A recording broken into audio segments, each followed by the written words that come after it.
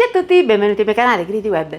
Se non l'avete ancora fatto, iscrivetevi al canale e attivate la campanella che sta sotto il video per essere sempre aggiornati e restate fino alla fine del video per sapere cosa farò nel prossimo video. Oggi faremo i baci di dama. Ci sono dei piccoli trucchi per far sì che risultino sempre belli, gonfi e non afflosciati sulla teglia.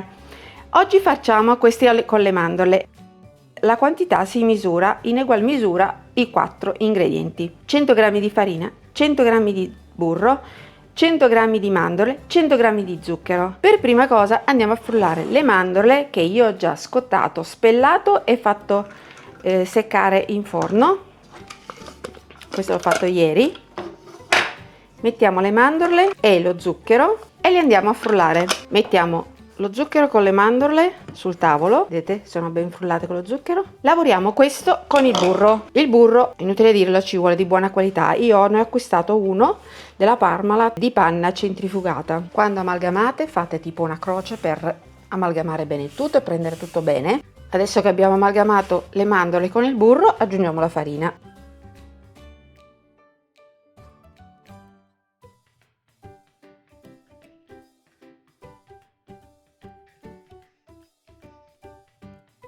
Ecco il nostro panetto e adesso non ci resta che metterlo nella ciotola, copriamo di pellicola e lasciamo in frigo per 2 ore.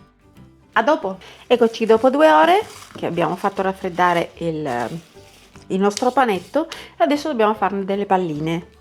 Lo lavoriamo un po'. Ci prepariamo una teglia con la carta forno e una bilancia. Facciamo un piccolo cordoncino, ne ricaviamo dei piccoli pezzi da 7 grammi. Sai che devo comprarmi una bilancia nuova. Li pressate un po' tra le mani perché sennò tendono a sbriciolarsi e dopo facciamo la pallina.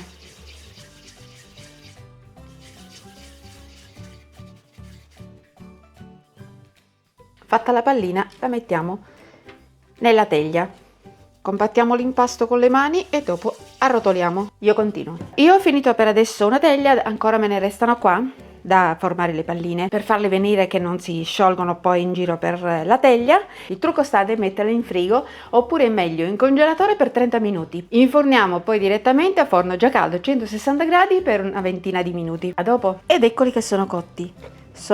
Al momento sono ancora morbidi, però sono colorati sotto. Ne giriamo uno. Ok. Vedete che si sta rompendo perché l'ho girato troppo presto. Li lasciamo asciugare sulla teglia, però vedete sono colorati, sono bianchi sopra ma colorati bene sotto. Questo me lo mangio prima io comunque. Come vedete hanno mantenuto la cupoletta. Ci vediamo dopo quando sono freddi. A dopo! Ciao ciao! Rieccoci, si sono raffreddati. Io già li ho accoppiati perché dovete vedere, anche se sono fatti tutti con lo stesso peso, ma sono diversi perché la mia bilancia mi sa che mi ha abbandonato. E allora poi dovete cercare quelli che combaciano uno con l'altro. Sciogliete e temperate il cioccolato fondente o lo mettete in una sac à poche oppure con una palettina. Prendete un lato, ci mettete il cioccolato,